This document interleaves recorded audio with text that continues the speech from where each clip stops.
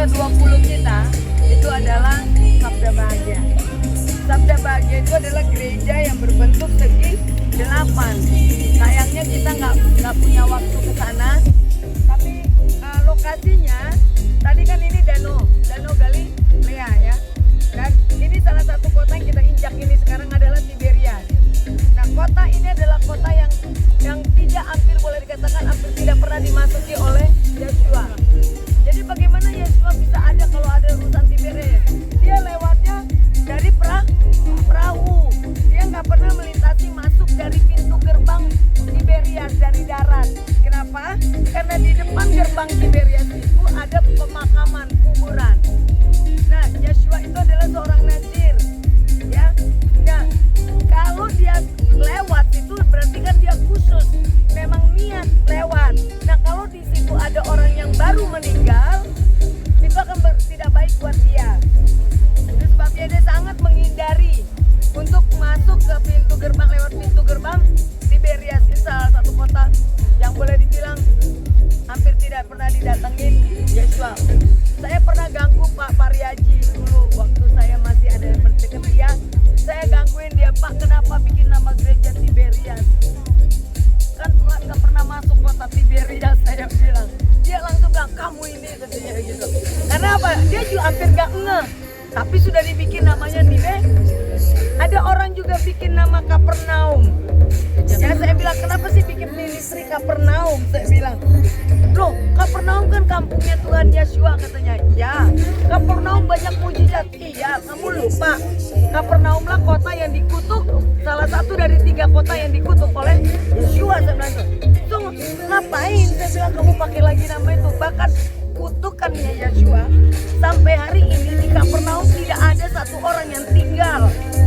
Ada berapa kota, apa lagi yang dikutuk oleh Yeshua? Betsaida.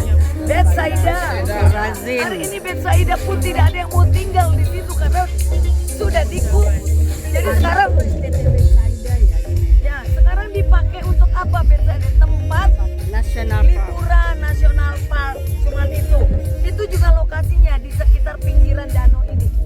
Jadi kan di danau nih ya, konsepnya pikir di danau keliling. Ini Betsaida ada di daerah-daerah sini juga. Tadi kan ada Kapernaum, ada Migdal, ada semua, ya. Seperti itu. Bayangkannya harus seperti itu. Di sisi sini, karena kemarin kita di sisi sana, timur, kursi sana, engage di sana, kita makan di sana, oke? Itu di sisi timur, ini kita di sisi barat, oke? Nah sekarang mana lagi kota yang dikutuk? Kapernaum. Korazim. Ya, contekannya bagus sekali. Kora harus tahu ada 3 daerah. Korazim hari ini hanya tinggal batu-batu saja. Tidak ada orang yang mau tinggal. Karena apa? Karena daerahnya dikutuk oleh. Lalu hari-hari ini hati-hati. Jangan gunakan nama Korazim, Kapernaum, Betsaida. Bukan Bethesda loh. Bethesda di Yerusalem.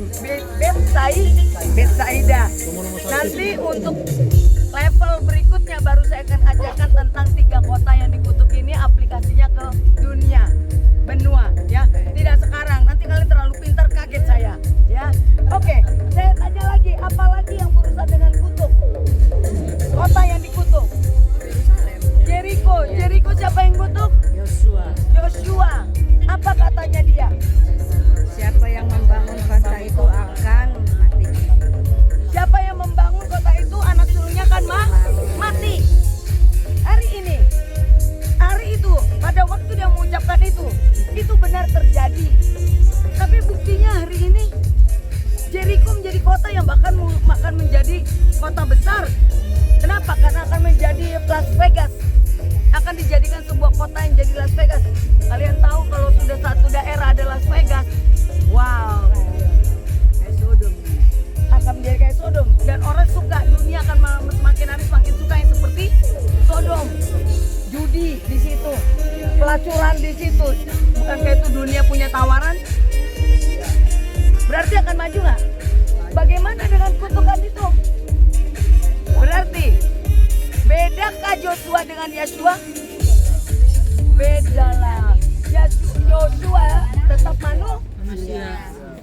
manusia mengutuk sesuatu, iya, tetapi sifatnya tidak bisa dibilang kekal. Karena apa? Tergantung.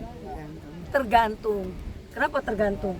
Karena ada Tuhan katakan, kutuk tanpa alasan tidak akan jadi. Pada waktu itu kutuknya dia beralasan, tapi sifatnya tidak kekal. Sekiranya ada orang Bak Kudus di situ yang mau berdiri atas kotanya, hidup lagi nggak tuh kota? Hidup. Mungkin itu yang sedang terjadi. Nangkep ini. Tapi kalau yang ngutuk itu adalah Tuhan sendiri, mau berdiri satu orang pun, dia bilang apa ayatnya? Sekalipun di situ ada Daniel, sekalipun di situ ada Samuel, sekalipun no. Nangkep? Itu bedanya. Ketika Elohim yang berbicara dengan Elohim Atem yang berbicara. Nangkep ini? Ini yang saya mau kalian ngerti.